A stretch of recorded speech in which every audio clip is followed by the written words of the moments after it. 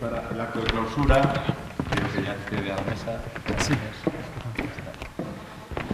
Bien, pues para proceder a la clausura, este encuentro que ha tenido este nivel durante todo las dos jornadas no podía decaer en el momento de la clausura y afortunadamente podemos contar para clausurar este segundo encuentro que, como muy bien la directora de esta escuela ya comprometió a Inmaculada a seguir en esta labor, pues contamos y lo agradecemos enormemente con Ferran Tarradellas. Ferran Tarradellas es el responsable y director, no sé la traducción exacta cómo sería, pero en definitiva responsable del Departamento de Comunicación de la representación de la Comisión Europea en España. Ha sido una persona con una dilatada experiencia en el ámbito internacional, portavoz de la energía en la Comisión Europea, precisamente por ello especialmente su presencia aquí, portavoz también de las organizaciones, asociaciones, todo aquello ámbito que impulsa la cooperación internacional, la ayuda humanitaria, la ayuda a las personas, a las poblaciones un poco en mayor dificultad, en fin. En el transporte ha tenido una dilatadísima responsabilidad asumida y muy bien llevada, muy bien actuada en el ámbito europeo y, bueno, pues también en otras organizaciones y otras empresas.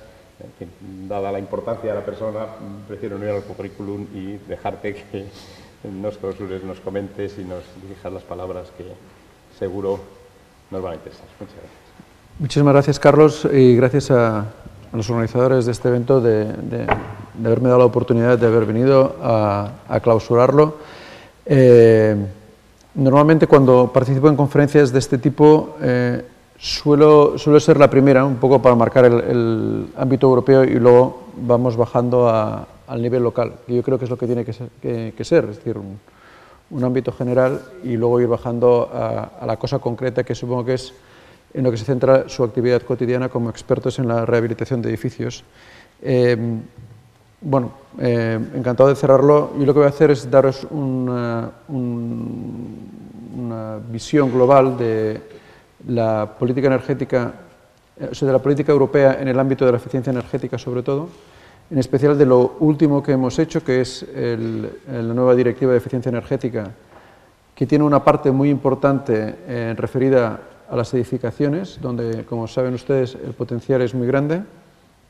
Y luego me voy a concentrar en la Directiva del 2002 sobre eficiencia energética en los edificios, que fue recientemente puesta al día o reforzada en el 2010, y pasaré a mencionar algunas de las novedades que tiene esa directiva. Entonces, creo que tengo media hora para esto. Tienes todo el tiempo que necesites. Creo además que después hay un vino, lo cual me da un incentivo para ser lo más breve posible. También conseguirás que se queden todo el mundo, que aún así sí van a quedar. Sí, a pesar del vino. Bueno, esto me halaga muchísimo. Con o sin. Y entonces, bueno, iré directamente al grano. Justo antes de venir aquí me ha llamado por teléfono un amigo mío que es el director del Baluarte. Y no sé si hay algún navarro por aquí.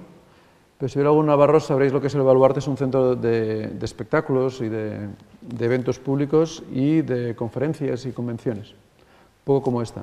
Me comentaba que desde el año 2000 que se hizo el edificio hasta ahora, implementando técnicas que son bastante sencillas y de las que probablemente ustedes saben mucho, ha conseguido ahorrar la factura eléctrica en un 60%. En un 60%. Claro, si consiguiéramos hacer esto a nivel de toda la Unión Europea, imagínense el ahorro que podría hacerse. Y es una cosa que tenemos que hacer con bastante urgencia, porque la dependencia exterior de la Unión Europea, como pueden ver en estas gráficas, especialmente por lo que se refiere a combustibles fósiles, está subiendo cada vez más. Ya tenemos pocos recursos energéticos, pero la tendencia es que cada vez tengamos menos. En el caso del petróleo, cifras próximas al 100% en el año 2030, y en el caso del gas, aunque con el shale gas esto puede cambiar, próximas al 80%. Para que se hagan una idea de cuánto dinero hablamos, la factura de petróleo de la Unión Europea anual son 240.000 millones de euros. Con 240.000 millones de euros podríamos hacer mucha rehabilitación de edificios, ¿verdad? El segundo problema que tenemos es el del cambio climático. Es un tema en el que no se habla tanto, del que no se habla tanto últimamente. Parece que nos habíamos olvidado un poco que nos estamos cargando el planeta porque hay una crisis económica y, sin embargo, las consecuencias económicas, además de medioambientales, que tendría que la temperatura subiera mucho más de lo que tiene que subir, y se nos está cerrando la ventana de oportunidad para evitar eso, sería mucho mayor. Ustedes probablemente habrán oído hablar del informe Stearns, que dice que el coste de evitar la subida de la temperatura por encima de 2 grados a nivel global sería en torno al 1% del Producto Interior Bruto global. El coste de las medidas paliativas de los efectos del cambio climático sería entre un 5 y un 20% del Producto Interior Bruto global, que es una burrada. De todos los sectores que generan CO2 con diferencia, o gases de efecto invernadero en general, pero el que más CO2 genera con diferencia, casi el 80%, es el sector de la energía y, por tanto, si queremos salvar el planeta, lo tendremos que hacer en el sector de la energía. Por eso la Comisión presentó en el año 2008 el famoso Plan de Acción o Paquete Energía-Cambio Climático, que establecía unos objetivos para la Unión Europea, que son los famosos objetivos 20-20-20. El primer objetivo era un 20% en las reducciones de CO2, ahora se está hablando de aumentar quizá este objetivo al 30%, un 20% en el consumo de energía final de origen renovable, y estos dos primeros objetivos parece que estamos camino de cumplirlos, pero luego también nos habíamos marcado un objetivo del 20% de la mejora de la eficiencia energética comparado con el baseline escenario, ¿no? con el escenario tendencial, si no se hace nada para evitarlo, y este es probablemente el objetivo que, si no hacemos algo, no vamos a cumplir. Esto sería un poco una gráfica que muestra dónde está el objetivo del 20% y dónde está el gap que tenemos que rellenar reforzando las medidas de eficiencia energética. Es decir, tenemos un objetivo de reducción del 20%, con las medidas actuales creemos que llegaremos en el 2009 a 1.678 millones de toneladas de equivalente de petróleo, con lo cual tenemos que hacer un esfuerzo adicional para conseguir llegar a este 10%. Y las razones detrás de este esfuerzo adicional por la eficiencia energética son claros, ¿no?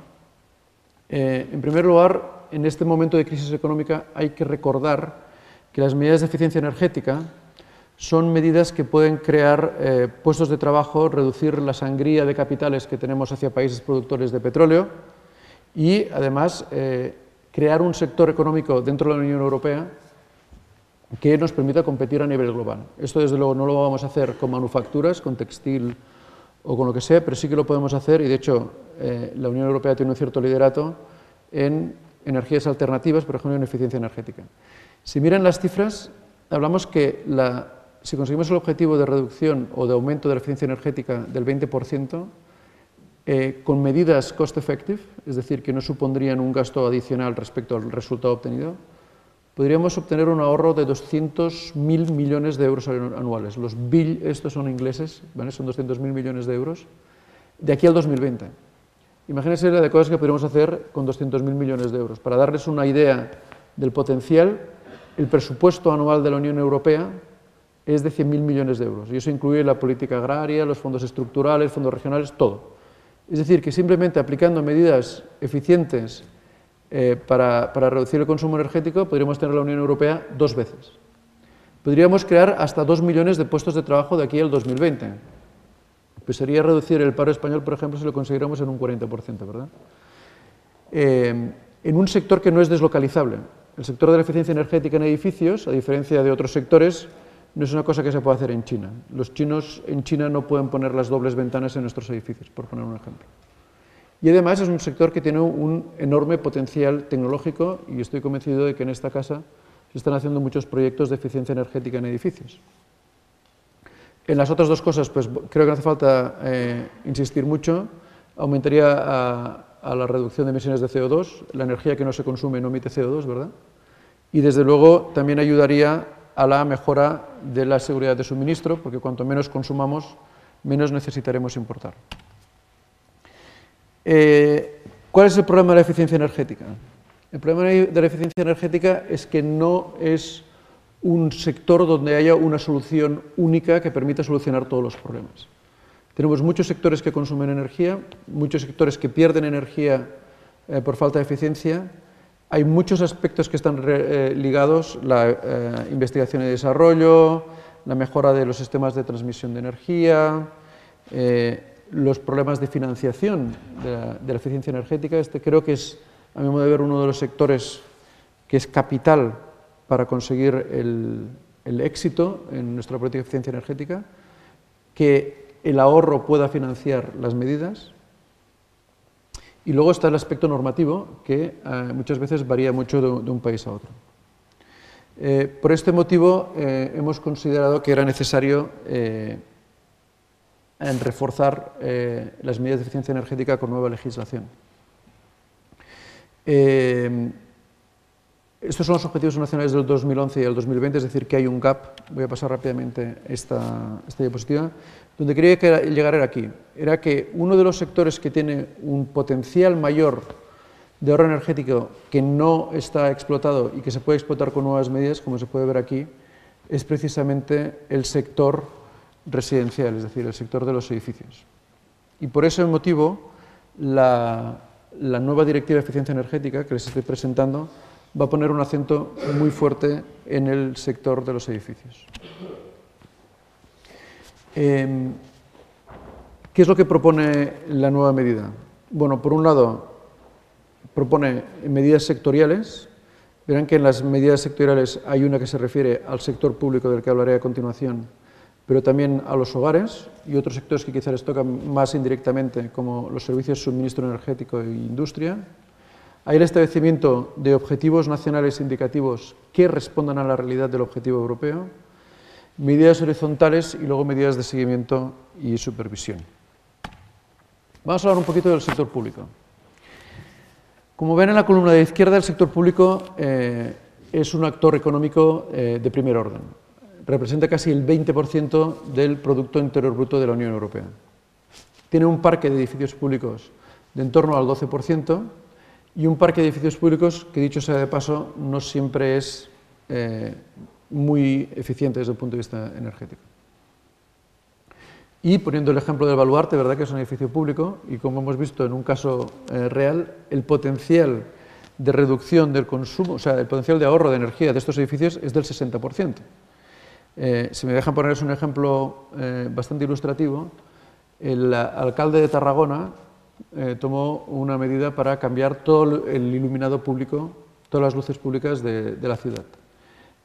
Amortizó la inversión que había hecho en el cambio de las luces de la ciudad en 3 años y con el ahorro de la factura energética en los 3 años siguientes construyó 2 guarderías. Y esto sin subir un solo impuesto. No es de sorprender que sea uno de los pocos alcaldes que han reelegido en Cataluña, de donde yo vengo, ¿verdad? Porque va inaugurando cosas sin subir impuestos. Eso es lo que a la gente le gusta. Y esto es una cosa que se puede hacer. Precisamente por el potencial que tiene el sector público, la Directiva de Eficiencia Energética va a proponer que la licitación de bienes y servicios de las autoridades públicas tengan que tener en cuenta la eficiencia energética, por un lado. En segundo lugar, habrá una obligación de renovación del 3% anual de los edificios públicos de más de 250 metros cuadrados. Todas las autoridades locales, regionales y estatales tendrán que hacer planes de eficiencia energética y sistemas de gestión energética y tendrán que hacer un uso más sistemático de los contratos de eficiencia energética en las actividades que lleven a cabo. Esto que pueden hacer las autoridades públicas también se puede aplicar a los consumidores en general, a los hogares en general, ¿no? Aquí también tenemos otro potencial enorme, el potencial de ahorro del sector residencial, que como ustedes saben es muy grande y que con la burbuja inmobiliaria que tuvimos en España perdimos una oportunidad de oro para mejorar sustancialmente la eficiencia energética de nuestros edificios. Tenemos un problema estructural con el sector de los servicios energéticos, que no acaba de despegar. Hay un problema también de comunicación, del cual yo tengo un interés particular por mi formación académica. Yo soy periodista y comunicador, pero es verdad que hay mucha gente que no aplica medidas de eficiencia energética porque no sabe cómo. Y luego hay un problema de desarrollo tecnológico que no permite al consumidor saber un poco el consumo que tiene. Los smart meters, los contadores electrónicos, puede ser un buen ejemplo de cómo el consumidor puede estar al corriente de lo que está gastando en cada momento y, por tanto, qué medidas de eficiencia energética tiene que tomar para evitar que su casa tenga tanto consumo y que la factura de luz sea tan grande. Para mejorar el consumo energético en las casas, vamos a utilizar un sistema que de entrada ya ha recibido una crítica bastante fuerte por parte del sector eléctrico. Pero queremos obligar a las empresas energéticas, es decir, a los Iberdrolas y Endesas de Europa, a reducir por ley el consumo energético de sus clientes. Es decir, que sean las empresas energéticas las que propongan y desarrollen medidas para reducir la eficiencia energética de sus clientes. Creemos que son los actores mejor situados para hacer esta operación, en primer lugar porque saben bastante del tema y en segundo lugar porque ellos generan la fuente de ingresos que pueden servir para financiar estas medidas de eficiencia energética en los hogares. No creemos que sea perjudicial para las empresas energéticas porque lo que estamos ofreciendo a las empresas energéticas es el desarrollo de una nueva actividad que puede ser lucrativa. Yo estoy convencido que si una empresa energética ofrece a sus clientes la posibilidad de reducir la factura de gas que les están pagando, incluso con un precio, muchos de estos clientes estarán interesados, ya sea por razones medioambientales, pero también por razones económicas, ¿no? También la directiva impone la obligación de que hayan contadores inteligentes que puedan dar información del consumo real. Esta obligación ya estaba incluida en el paquete de mercado interior del 2003, es decir, que esto se tendrá que aplicar claramente, que haya mayor claridad en las facturas energéticas, de manera que el cliente sepa realmente cuál es el consumo que han tenido en sus hogares y facilitar mucho la información que tienen los clientes también a nivel de consumo histórico, de las tarifas reales, de manera que el consumidor pueda controlar un poco su consumo. Algunas de estas medidas ya las estamos viendo, con las oficinas electrónicas que nos hacen algunas compañías, etc. Voy a pasar un poco con las medidas que se han tomado para la transformación y distribución de energía y en el sector de la industria, aunque desde luego aquí ustedes también tienen un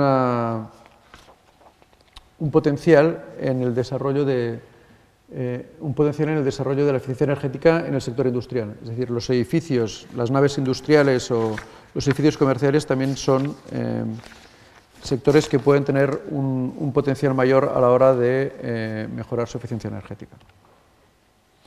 Les doy esta dirección esta dirección de internet para que vean dónde pueden encontrar más información sobre la política de la Unión Europea por lo que se refiere a la eficiencia energética. Y muy rápidamente, la directiva se adoptó por la Comisión en julio del 2011 y este es el calendario que seguirán hasta que pueda entrar en vigor en la implementación de esta directiva, que esperamos que sea en diciembre del 2013. Antes de pasar al vino, todavía tengo un par de minutillos, ¿verdad? Me gustaría hacer, al margen de la presentación sobre la Directiva de Eficiencia Energética, una referencia un poco más específica sobre la legislación europea en materia de eficiencia energética en edificios. Ya en el año 2002 se presentó una directiva que quería aprovechar el potencial del sector de los edificios, que son responsables del 40% del consumo energético y de un 36% de las emisiones de CO2, y que tienen un potencial enorme de reducir el consumo de energía de forma cost effective, ¿no? sin mermar la calidad de vida de los ciudadanos que habitan esos edificios. Lo que proponía la directiva del 2002 era una metodología para el cálculo de la eficiencia energética de los edificios, que era una metodología común. Exigía requerimientos mínimos de eficiencia energética para los edificios de más de 1.000 metros cuadrados de superficie, que se construyeran nuevos o que fueran a sufrir una renovación importante. También obligaba a los Estados miembros a crear un sistema de certificación de eficiencia energética. Son certificados que ya muchos de ustedes han ido viendo. Y la obligación de que todos los edificios de más de 1.000 metros cuadrados tuvieran que presentar ese certificado de eficiencia energética en un lugar visible, de manera que quien quisiera comprar o vender ese edificio tuviera información sobre su eficiencia energética.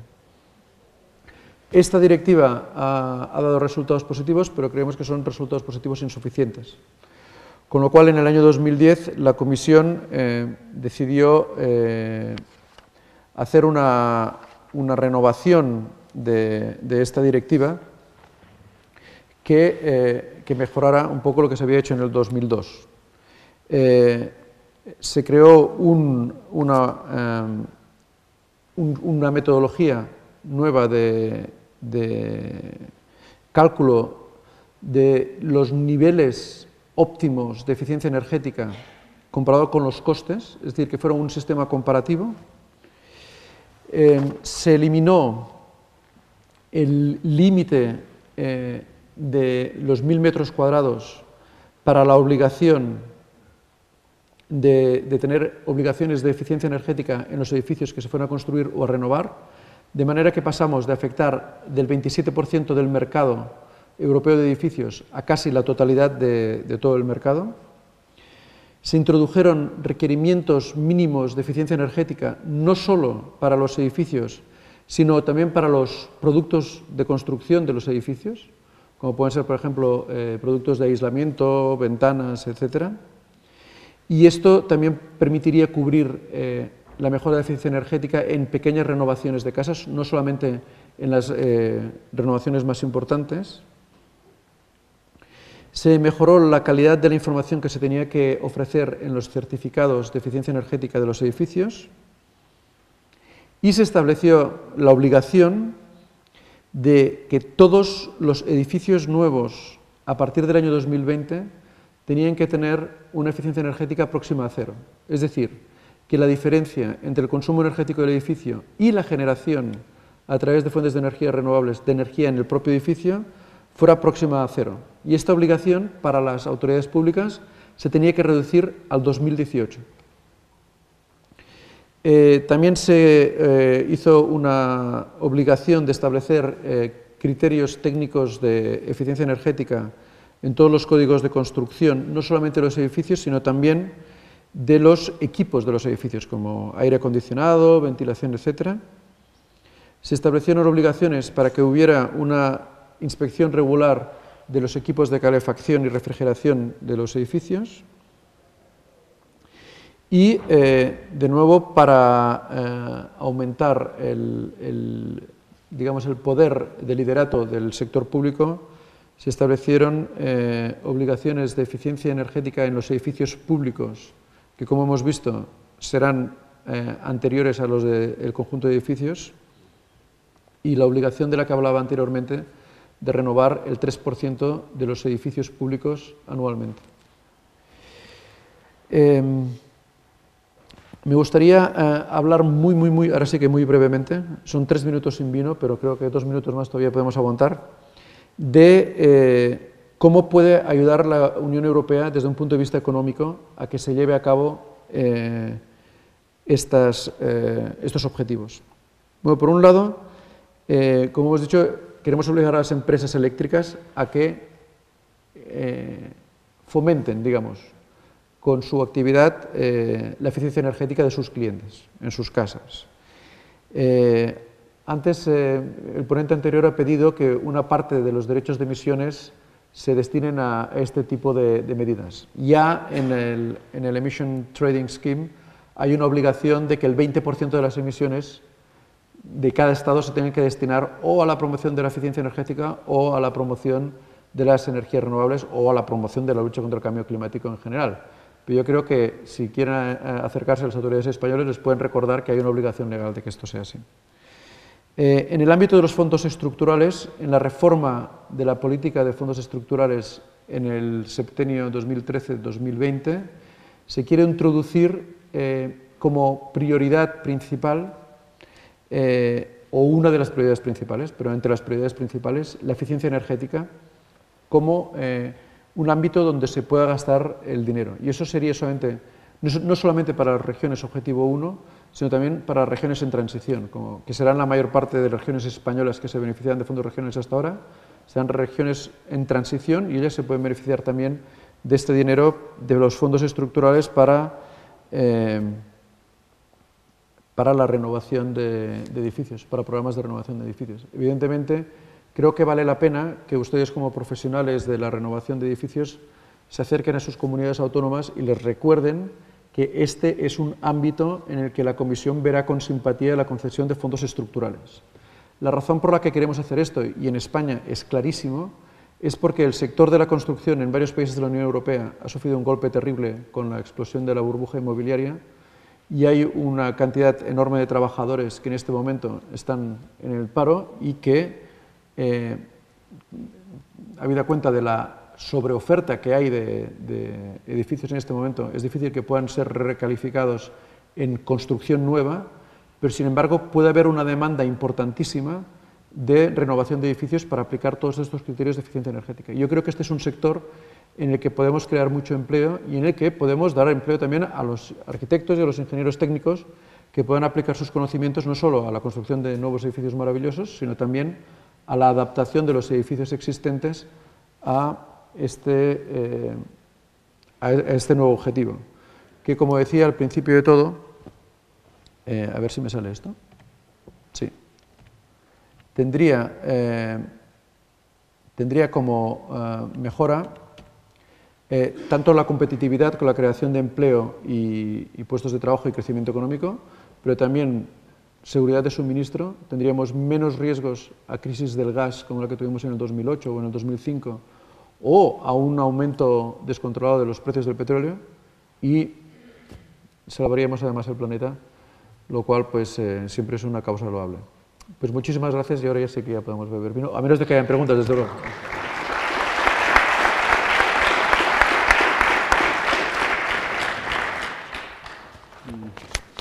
Bien, comentaba el ponente al principio, comentaba el ponente al inicio de su presentación, que habitualmente es un tema para abrir estas jornadas.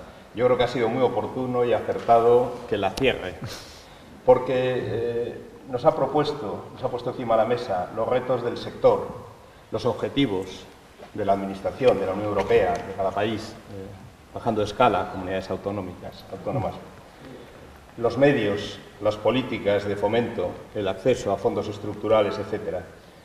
Tardaríamos más de 40 años en construir el parque edificado que ya tenemos, y eso a ritmos normales, no al enloquecido de hace 3 años, tampoco al demasiado lento, sin lugar a dudas, actual.